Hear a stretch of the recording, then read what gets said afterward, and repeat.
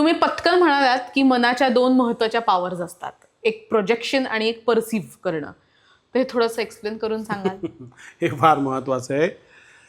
मला असं वाटतं या दोन पॉवर्सच्या मधलं डिफरन्शिएशन ज्याला कळलं उसका बेडा पार हो गया.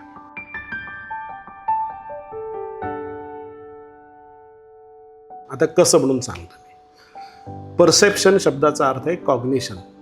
जे काय घडतंय ते जास्तीत जास्त सत्यानुरूप मला उलगडतंय, मला कळतंय. That is so it is directly related with what is happening. It is directly connected with truth, what is happening. आता दुसरं जे प्रोजेक्शन विषय आहे ना, ह्या प्रोजेक्शनचा संबंध ट्रूथशी नाही आहे. म्हणजे ट्रूथशी नाही याचा अर्थ ते ट्रूथ त्याला समजलेलं आहे, पण ते ट्रूथ समजल्यावर त्या ट्रूथच्या वर आधारित याची कल्पनाशक्तीचं स्क्रिप्ट रायटिंग सुरू झालंय. फॉर एक्झाम्पल, माझी 100 रुपयाची नोट हरवली.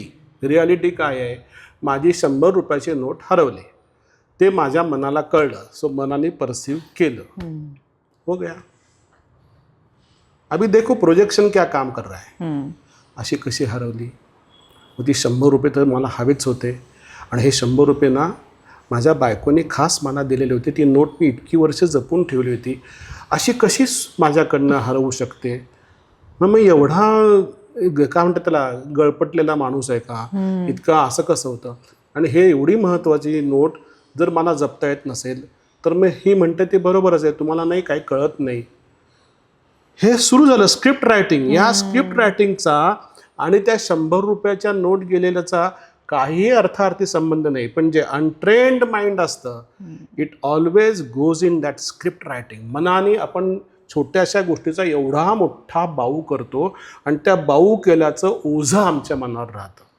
अभी आपको हम और एक चीज़ बताते हैं. 2 शिष्य आहेत, झेन स्टोरी आहे.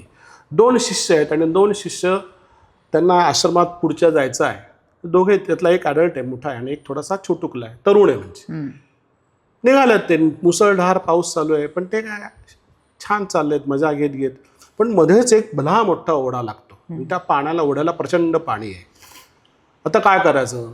आणि तिथे गप्पा करत असतात ते की थोडंसं थांबूया. पण तिकडे त्यांना एक पलीकडंच एका झाडाखाली अतिशय सुस्वरूप सुंदर तरुणी उभी असलेली दिसते.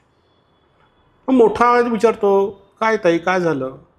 ती म्हणे, माझ्या वडिलांची तब्येत तिकडे बरोबर नाही आहे, पण मला ताबडतोब पोचायचं आहे तिकडे, आणि मी ते हे एकटं पाणी, हा ओढा क्रॉस करू शकत नाही.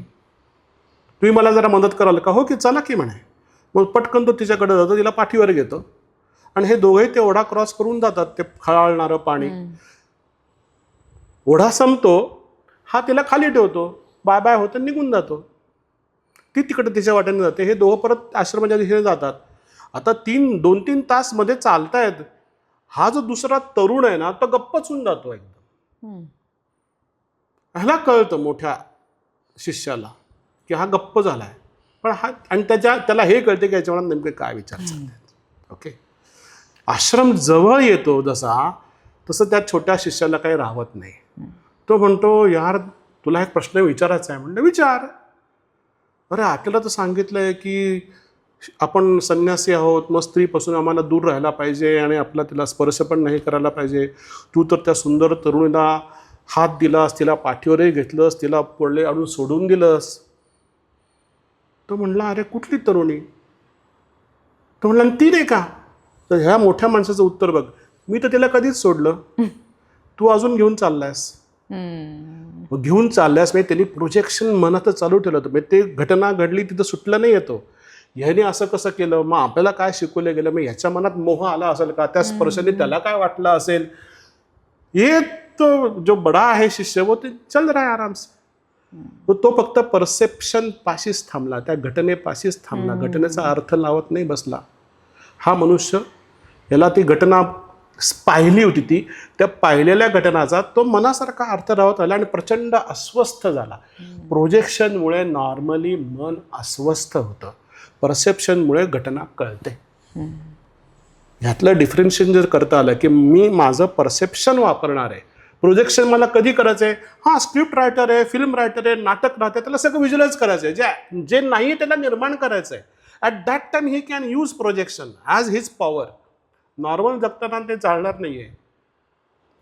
आज हिने हीच साडी का घातली, ओ माय गॉड, मग ही तिला आवडते का साडी तिला, हो हो हो, मग का आवडत असेल, झालं का सुरू, ओ बाबा. So you are wasting your fundamental energy in projection when it is not utilized for creation. Correct. So हा महत्वाचा.